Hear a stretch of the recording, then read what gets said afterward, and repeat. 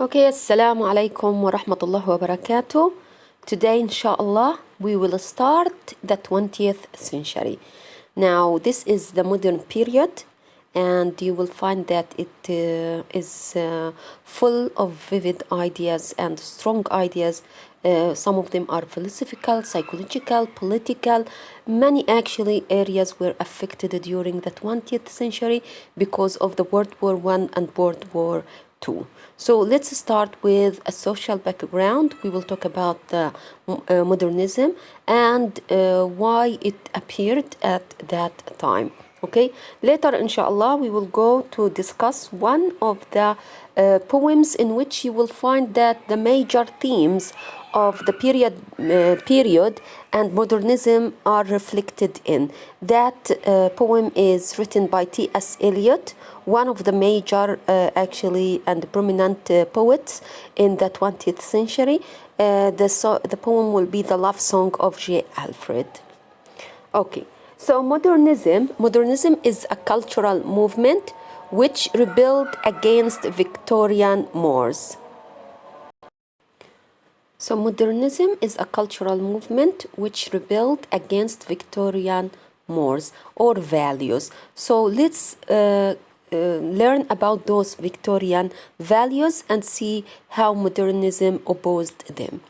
Now, modernists rebelled against the Victorian ideals, blaming them for such evils as slavery, racism, and imperialism, and later, of course, for World War I. Now, modernists emphasized humanism over nationalism. Humanism here, it's similar to the Romantic poets who emphasized the individual. So the same thing here. And here, actually, it is wider even in vision, because when you focus on human beings, you consider all human beings around the world as equal.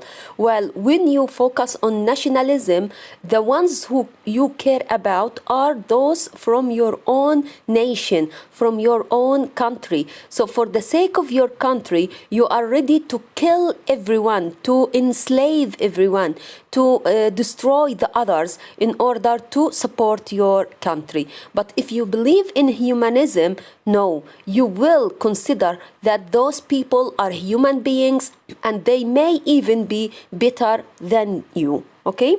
Now, modernists emphasized the ways in which humans were part of and responsible to nature. So they are not separated from nature, similar to what the Victorian people thought, or what the people thought during the Victorian era, or above the nature. No, we are part of the nature and we are responsible about it. So they argued for multiple ways of looking at the world and blurred the Victorian dichotomies by presenting anti-heroes, uncategorizable persons, and anti-art movements like Dada. Okay, what we care about here is the dichotomies. Now, in the dichotomies, you would find that during the Victorian age, especially the European people, divided the people around the world into two types. You are either a white European, civilized, educated, or non-European, could be with dark skin. You are uncivilized and uneducated, and you are subject to be a slave for them. So this dichotomy was the cause of all hatred topics or hatred problems that the people got exposed to. Modernists argued that nothing or person was born for a specific use. Instead, they found or made their own meaning in the word. So the human beings weren't born. You wouldn't think that a group of the human beings were born just to serve the others. Like, for example, the black people. For many years, the European people thought that those black people were actually created by God to serve the white people.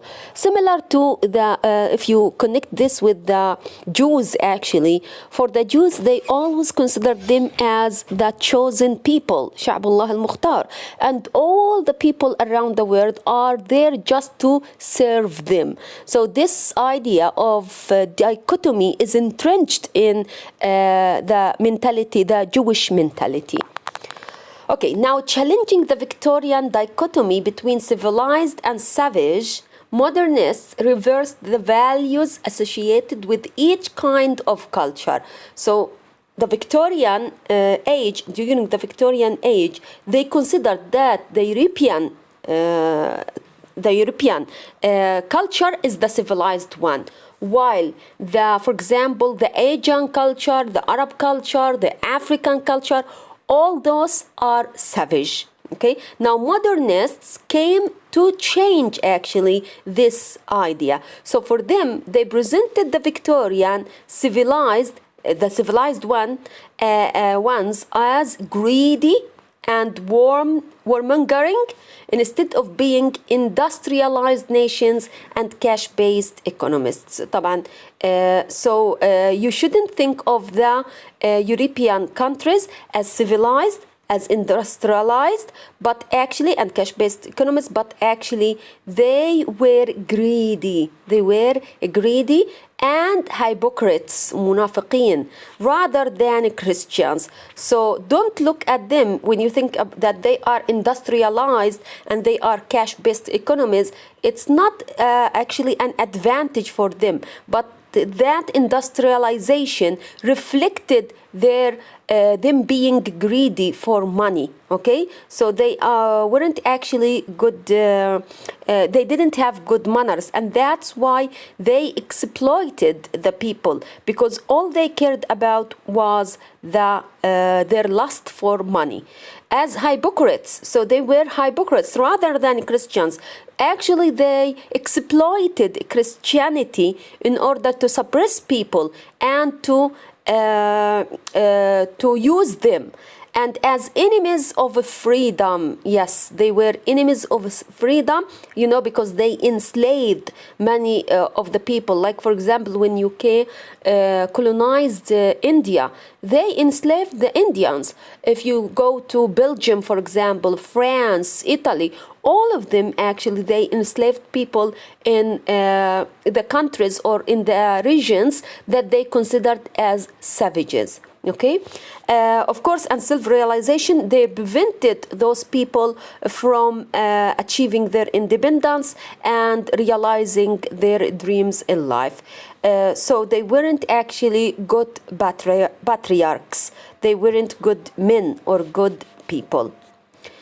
Those that the Victorians had dismissed and subjugated يعني احنا شفنا الفيكتوريين اللي هم في العصر الفيكتوري في القرن ال19 انتم بتعرفوا انهم كانوا انطلقوا في حملات احتلال للعالم، فهم فعليا كانوا يعني بيدعوا انهم superior، اعلى من الناس ومتعلمين ومتحضرين، بينما الناس في الدول الاخرى زي دول الهند واسيا، افريقيا، الدول العربيه، امريكا، قبل ما يكتشفوا امريكا، هم لما اكتشفوا امريكا كانوا الهنود الحمر، اعتبروهم كلهم savages were created to serve them. لكن فعليا those civilized were rotten people، كانوا ناس فاسدين متعفنين من الداخل. So for the modernists, they considered the savages, they saw them as the truly civilized. هم فعليا المتحضرين. يعني if you read, I don't know if you are doing this in a novel, but there is a novel for Joseph Conrad which is called Heart of Darkness, in which he talks about colonization of Belgium to Congo. Okay, and in that actually novel he focused on how civilized and how good and kind the native people were, while he showed that the white people who colonized Congo actually they were cruel and they had no mercy and they were greedy people.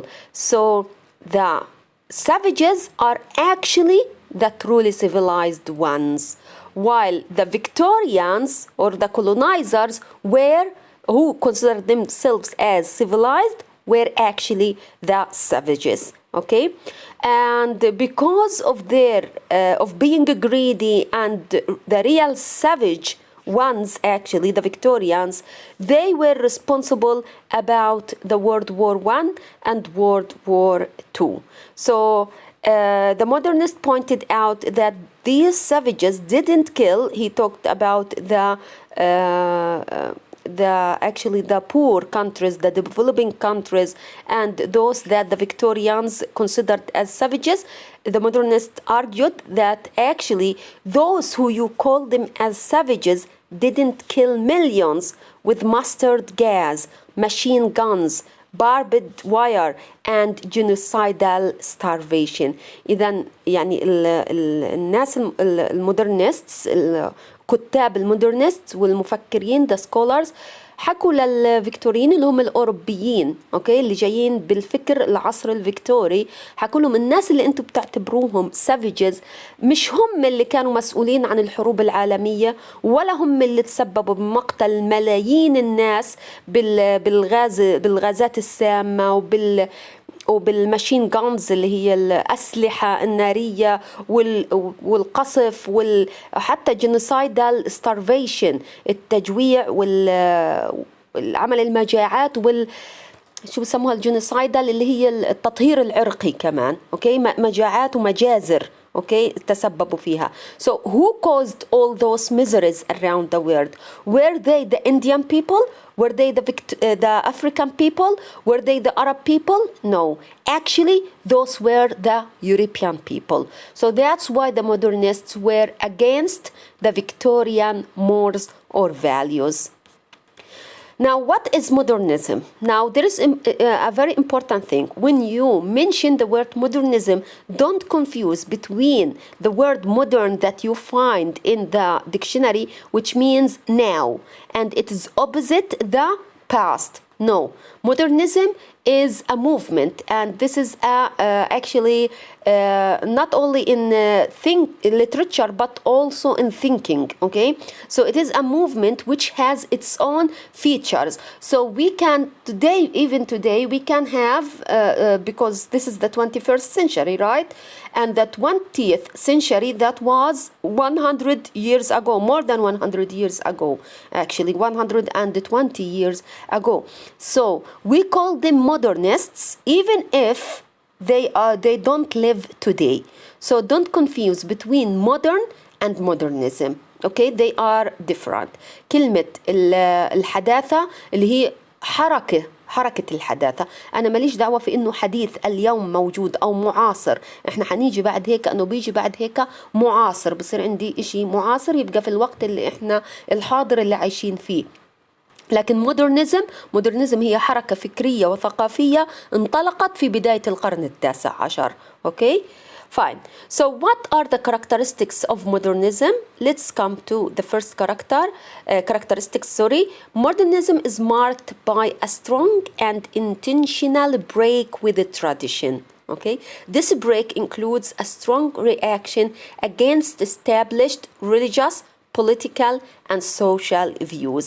So it was actually a radical movement، يعني حركة راديكالية.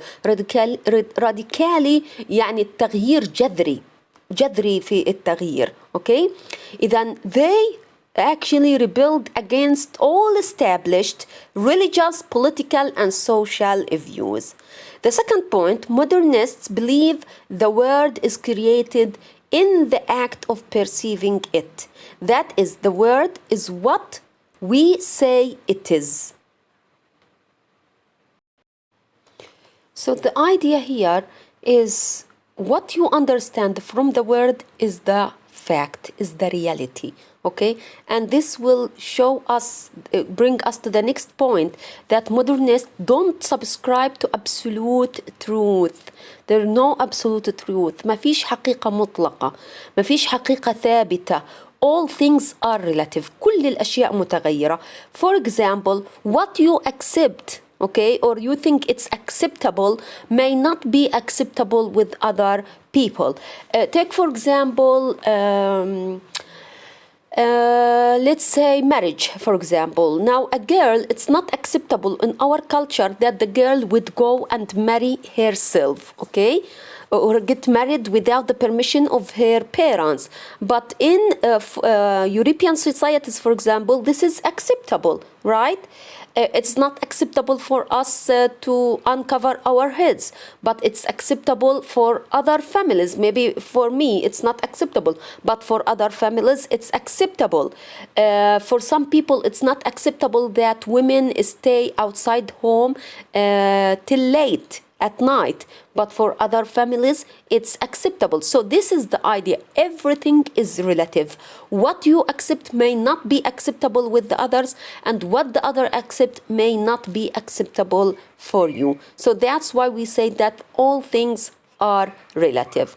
Now, modernists feel no connection with history. We don't care about the history. That's what they said. Or institutions. We live today. So their experience, because they had no connection either with history or institutions today, so how do they feel? How would they feel if you don't have roots in the past and you don't have connections in the present, okay? And you can't see your future. Then your experience is that of alienation, الاغتراب, loss, الضياع, and despair, الياس. Then these were the major themes of modernism, actually: alienation, loss, and despair. Now, modernists champion the individual and celebrate inner strength. So any individual could be a champion based on his own story. أي شخص ممكن يكون بطل بناء على قصته هو. اوكي، يعني مش بالضروره يكون بطل قومي عشان اعتبره بطل، مش بالضروره يكون بطل عالمي عشان انا اعتبره بطل، ممكن يكون في عائلته بطل، ممكن يكون في حيه بطل. So just focus on the inner strength. Focus on the inner strength. So a teacher, for example, could be a champion for his students. For example, a son could be a champion for his family. The father could be a champion for his children. Okay, so every one of us could be a champion. Now, modernists believe life is unordered. There is no order for this life. It is random, and it's similar to, do you remember Dover Beach? Like the bubbles and the waves. We are the bubbles, and the waves are the difficulties and the miseries that keep taking us, coming on us in this life. So life is unordered, and you never understand it. Modernists concern themselves with the subconscious اللي هو العقل اللاواعي عنا, because in our subconscious we suppress our desires and our wishes in this life.